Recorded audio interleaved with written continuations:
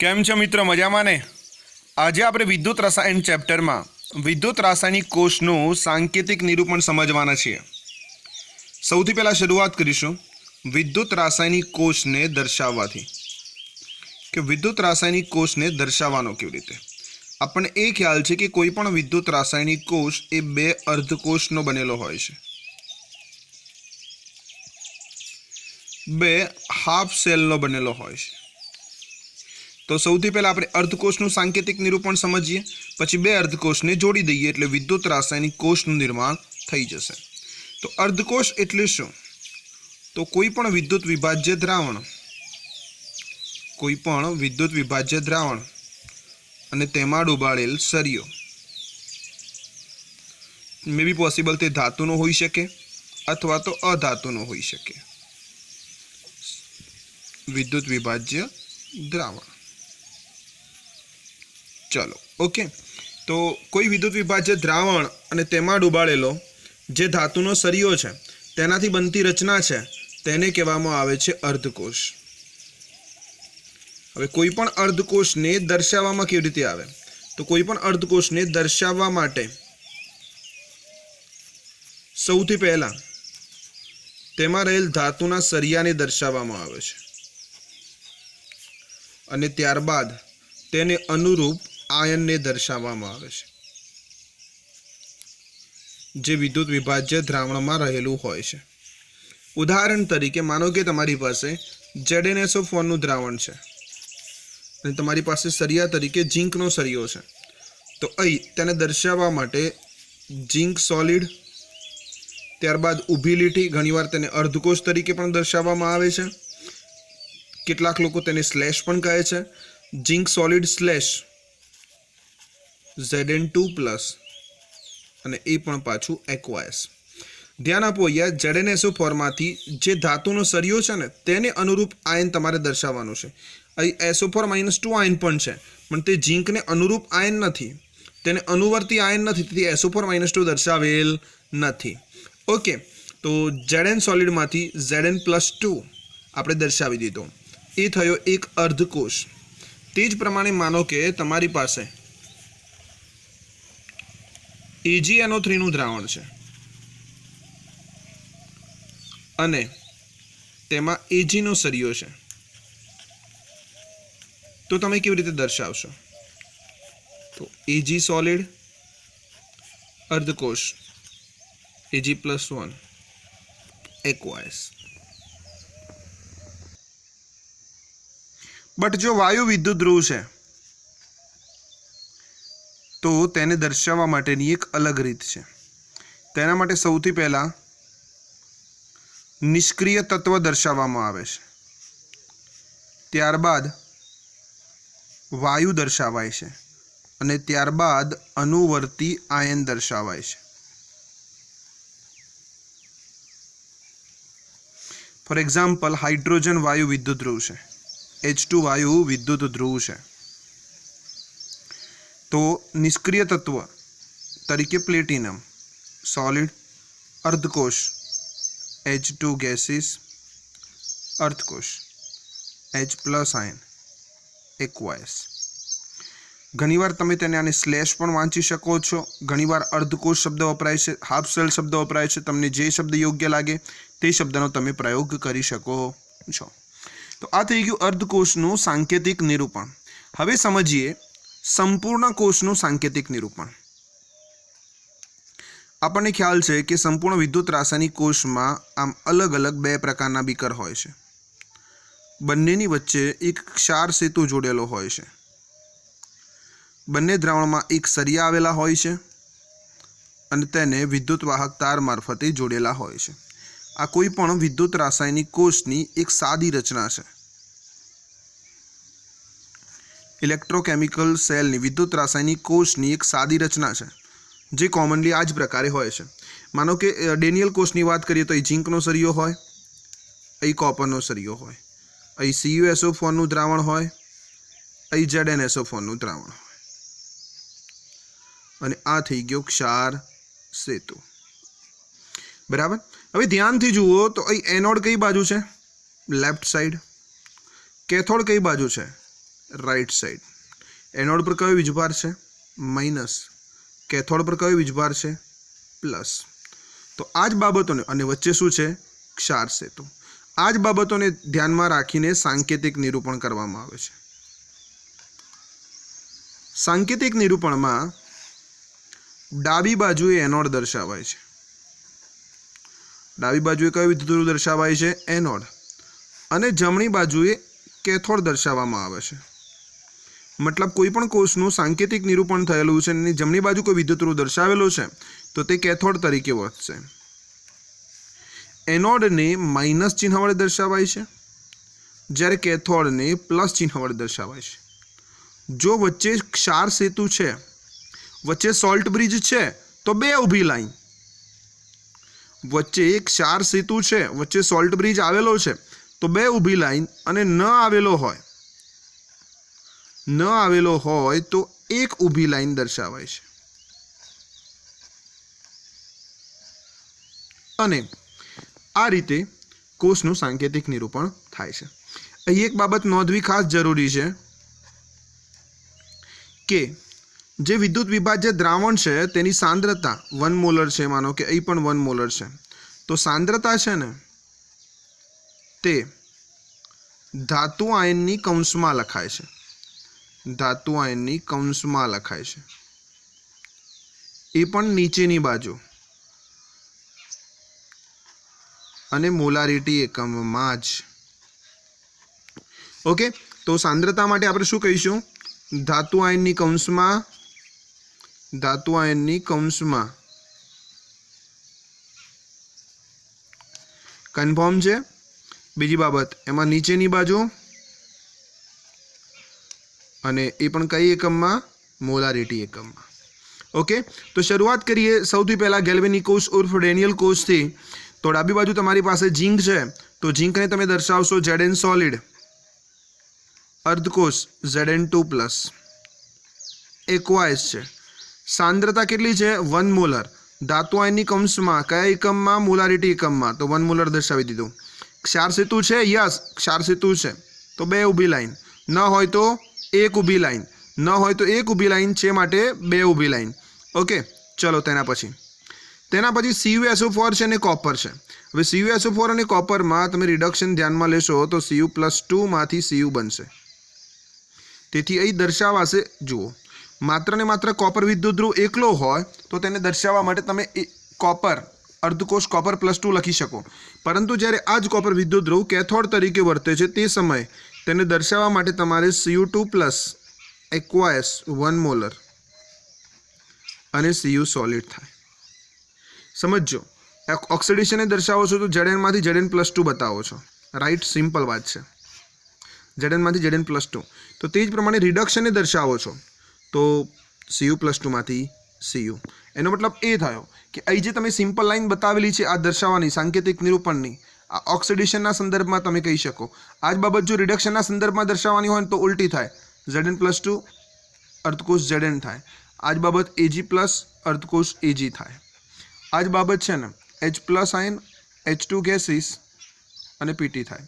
कया किस्सानी अंदर? ते कैथोड तरीके वर्ततो होय तो। आ कया किस्सामां छे? ते एनोड तरीके वर्ततो होय तो।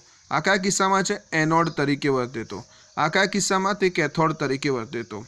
आ कया किस्सामां? एनोड तरीके वर्ते तो। आ कया किस्सामां? ते कैथोड तरीके वर्ते तो क्लियर थई गयुं। कैथोड तरीके वर्ततो होय तो सौथी पहेला जे ते धातु आयन लखीशुं, त्यारबाद धातुनुं नाम लखीशुं। आ थई गयुं तमारा सरस मजाना कोषनुं सांकेतिक निरूपण। बराबर। અહીં શાના વડે દર્શાવીશું? માઇનસ। અહીં શાના વડે દર્શાવીશું? પ્લસ। હવે એ બાબત ધ્યાનમાં રાખવાની છે કે કોપરની બિલકુલ ઉપર આપણે પ્લસ ચિહ્ન નથી દર્શાવતા, સાપેક્ષમાં દૂર દર્શાવીશું। અને અહીં ઝીંકની બિલકુલ ઉપર ટચ દર્શાવતા નથી, જે પ્રમાણે ઘાત હોય તે પ્રમાણે, એને બદલે થોડા સાપેક્ષમાં દૂર દર્શાવીશું। અને એની ફરતે રાઉન્ડ ખાસ કરીશું એટલે કોઈ વીજભાર ના સમજે એને। માનો કે Cu ઉપર 2+ છે તે વીજભાર છે, પરંતુ અહીં Cu સોલિડ પર આ પ્લસ લખ્યું છે તે વીજભાર નથી, તે ચિહ્ન છે કોનું? कैथोडનું। कैथोडने આપણે શાના દર્શાવીએ છીએ? પ્લસ વડે। विद्युत रासायनिक कोष में कैथोड हमेशा प्लस वडे दर्शाववामां आवे छे। आ बाबतने खास ध्यान में राखवानी छे। हवे उल्टू जईए कि कोषनुं सांकेतिक निरूपण आवेलुं होय अने तेना परथी रासायनिक प्रक्रिया नक्की करवी होय तो केवी रीते थई शके?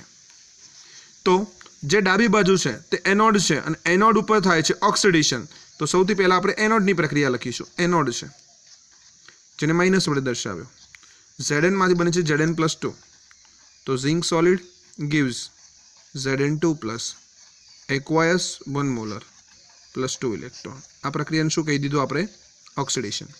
તે જ પ્રમાણે કેથોડની વાત કરીએ તો કેથોડ પ્લસ વડે દર્શાવીએ છીએ. કેથોડમાં શું છે? Cu+2. એમાંથી શું બને છે? Cu solid. તો Cu2 plus aqueous 1 molar plus 2 electron gives Cu solid. રાસાયણિક પ્રક્રિયા કઈ થઈ ગઈ? રિડક્શન.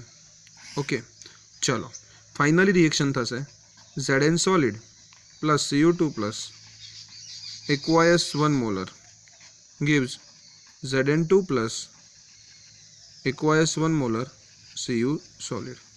આ થઈ ગઈ સંપૂર્ણ કોષ પ્રક્રિયા જે આપણે કોના પરથી લીધી? સાંકેતિક નિરૂપણ પરથી લીધી. ફાઇનલી એકવાર શોર્ટમાં સમજી લઈએ કે કોઈ પણ વિદ્યુત રાસાયણિક કોષને દર્શાવવા માટેની શરતો કેટલી છે. શરત નંબર એ છે કે કોષનું સાંકેતિક નિરૂપણમાં ડાબી બાજુએ એનોડ દર્શાવવામાં આવે છે. શું દર્શાવવામાં આવે? ડાબી બાજુએ એનોડ દર્શાવવામાં આવે છે. બીજી શરત એ છે કે જમણી બાજુએ કેથોડ દર્શાવવામાં આવે છે જેને આપણે પ્લસ કહીએ છીએ, એનોડને આપણે માઇનસ કહીએ છીએ. વચ્ચે જો ક્ષાર સેતુ આવેલો છે તો 2 ઊભી લાઈન, ક્ષાર સેતુ ન આવેલો હોય તો 1 ઊભી લાઈન. ત્યારબાદ વિદ્યુત વિભાજ્ય દ્રાવણની સાંદ્રતા જે તે ધાતુ આયનના નામ પછી કૌંસમાં અને મોલારિટી એકમમાં નીચેની બાજુ દર્શાવાય છે. કૌંસમાં મોલારિટી એકમની અંદર અને પાછી નીચેની બાજુ દર્શાવાય છે. ઓકે, બીજી બાબત, એનોડને કેવી રીતે દર્શાવીશું? તો એનોડને જે તે ધાતુમાંથી આયનમાં રૂપાંતરણ થાય છે. તો અહીં Zn સોલિડ છે તો Zn+2 બને છે, એના સંદર્ભમાં દર્શાવીશું. રિડક્શન કેવી રીતે બતાવીશું? ધાતુ આયનમાંથી ધાતુનું કન્વર્ઝન, એટલે આ પ્રમાણે આપણે બતાવીશું રિડક્શન. અને જો વાયુ વિદ્યુત ધ્રુવ આવેલો હોય તો સૌથી પહેલાં જે તે નિષ્ક્રિય વિદ્યુત ધ્રુવ લખાય, ત્યારબાદ વાયુનું નામકરણ થાય ને ત્યારબાદ તેને અનુવર્તી આયન દર્શાવવામાં આવે છે. તો ચાલો જોઈએ કેટલાક એક્ઝામ્પલ કે અલગ અલગ આપણે કોષનું સાંકેતિક નિરૂપણ કરેલું હશે તેના પરથી તમારે રાસાયણિક પ્રક્રિયા લખવાની છે અને રાસાયણિક પ્રક્રિયા પરથી આપણે સાંકેતિક નિરૂપણ કરવાનું છે. દ્વિપક્ષી બાબત આપણે શીખીએ. ક્વેશ્ચન નંબર 1 છે Cu solid અર્ધકોષ Cu2 plus aqueous 1 molar salt bridge Ag plus ion aqueous 1 molar Ag solid. તમારી પાસે કોષનું સાંકેતિક નિરૂપણ કરેલું છે, તેના પરથી તમારે રાસાયણિક પ્રક્રિયા લખવાની છે. હવે સૌથી પહેલાં એ સમજી લઈએ કે ડાબી બાજુ કયો વિદ્યુત ધ્રુવ છે? કોપર.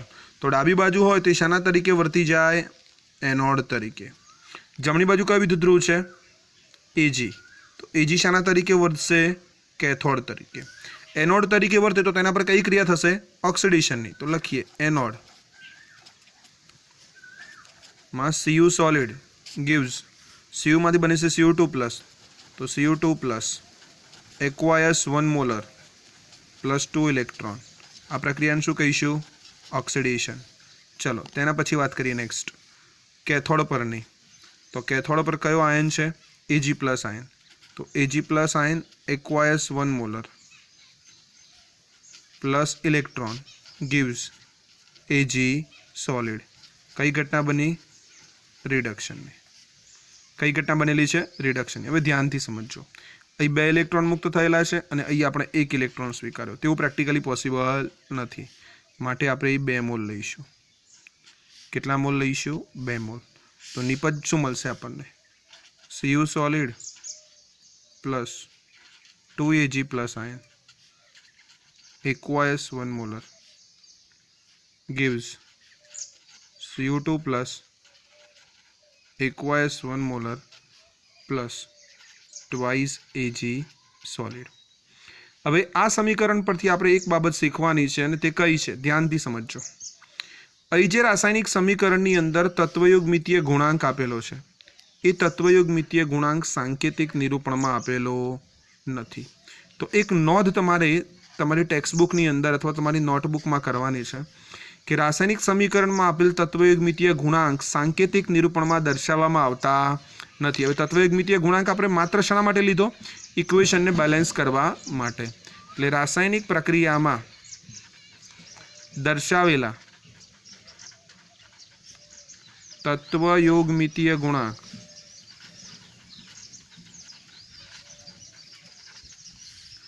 સાંકેતિક નિરૂપણમાં દર્શાવવામાં આવતા નથી.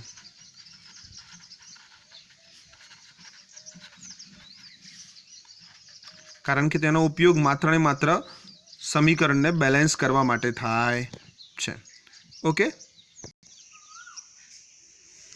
નેક્સ્ટમાં જોઈએ તો મેગ્નેશિયમ અને કોપર દ્વારા બનતો વિદ્યુત રાસાયણિક કોષ દર્શાવેલો છે. વચ્ચે બે સીધી લાઈન છે, એનો મતલબ ક્ષાર સેતુ આવેલો છે. ડાબી બાજુ દર્શાવેલો વિદ્યુત ધ્રુવ છે તે એનોડ તરીકે વર્તે છે, જેને આપણે માઇનસ વડે દર્શાવીએ છીએ. જમણી બાજુનો વિદ્યુત ધ્રુવ કેથોડ તરીકે વર્તે છે, જેને આપણે પ્લસ તરીકે દર્શાવીએ છીએ.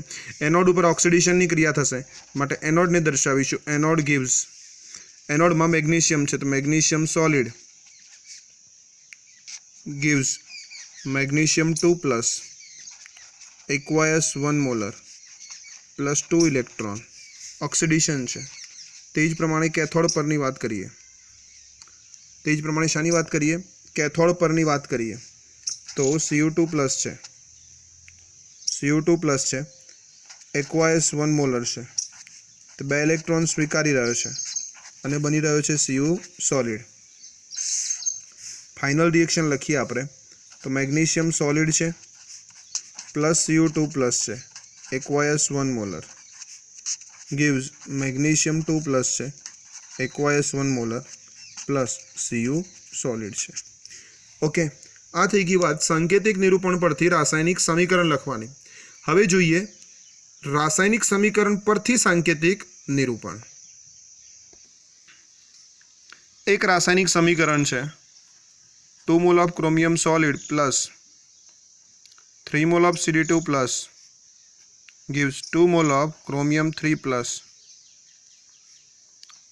3 મોલ ઓફ CD સોલિડ. હવે ધ્યાનથી તમે જુઓ તો ક્રોમિયમનો ઓક્સિડેશનાંક 0 છે, કેડમિયમનો 2 પ્લસ છે, ક્રોમિયમનો E+3 છે અને અહીં 0 છે. તમારે એ આઈડેન્ટિફાઈ કરવાનું છે કે કયા તત્વનું ઓક્સિડેશન થાય છે અને કયા તત્વનું રિડક્શન થાય છે. તો ક્રોમિયમનો ઓક્સિડેશનાંક 0માંથી +3માં રૂપાંતરણ પામે છે. એનો મતલબ 0માંથી +3 ઓક્સિડેશનાંકમાં થયો વધારો, તો તે ઘટનાને કહેવામાં આવે ઓક્સિડેશન. કેડમિયમ +2 છે તેમાંથી 0 થાય છે તો તે ઘટનાને કહેવામાં આવે રિડક્શન. આપણને ખ્યાલ છે કે ઓક્સિડેશન થતો હોય તે વિદ્યુત ધ્રુવને આપણે શેના વડે દર્શાવીએ છીએ? માઇનસ વડે. અને તેને શું કહીએ છીએ? એનોડ. તો એનોડ પરની પ્રક્રિયા શું થશે? Chromium solid gives chromium 3 plus 3 electron. અને તે જ પ્રમાણે કેથોડ પરની પ્રક્રિયા શું થશે, જેને આપણે પ્લસ કહીએ છીએ? CD2 plus 2 electron gives CD solid. But A problem શું થશે? એ 3 ઇલેક્ટ્રોન છે, 2 ઇલેક્ટ્રોન છે. બંનેને બેલેન્સ કરવા માટે 2 ઇલેક્ટ્રોનવાળા સમીકરણને 3 વડે ગુણીશું એટલે 6 ઇલેક્ટ્રોન થશે, ને 3 ઇલેક્ટ્રોનવાળા સમીકરણને 2 વડે ગુણીશું એટલે 6 ઇલેક્ટ્રોન થશે. આ પ્રમાણે ઇક્વેશન બેલેન્સ થઈ જશે. 2 mall of chromium plus 3 mall of CD2 plus gives 2 mall of chromium plus 3 mall of CD solid. આ રીતે સમીકરણ તૈયાર થઈ ગયું. હવે એનોડ પરના રિએક્શનને આપણે કેવી રીતે લખવાનું છે? માઇનસ ચિહ્ન વડે. સૌથી પહેલાં ધાતુ, પછી ધાતુ આયન. તો ક્રોમિયમ છે સોલિડ gives ક્રોમિયમ અર્ધકોષ ક્રોમિયમ 2 પ્લસ, ક્રોમિયમ 3 પ્લસ છે અહીંયા. એક્વાયસ સાંદ્રતા આપેલી નથી. ઓકે, સોલ્ટ બ્રિજનો સંદર્ભ બરાબર. હવે CD+2 છે તો રિડક્શન માટે CD+2 એક્વાયસ અર્ધકોષ CD સોલિડ. હવે ધ્યાનથી એક બાબત સમજો, અહીં મેં કોઈ પણ જગ્યાએ તત્વયુગ્મિતીય ગુણાંક દર્શાવેલા નથી. ધ્યાનથી જોઈ લો, અહીંયા 2 છે, 3 છે, એવું કોઈ જ વસ્તુ સાંકેતિક નિરૂપણમાં દર્શાવેલી નથી. કારણ કે તત્વયુગ્મિતીય ગુણાંક આપણે સાંકેતિક નિરૂપણમાં દર્શાવવામાં આવતા નથી. તે માત્ર ને માત્ર રાસાયણિક પ્રક્રિયામાં રહેલા સમીકરણને સંતુલિત કરવા માટે હોય છે.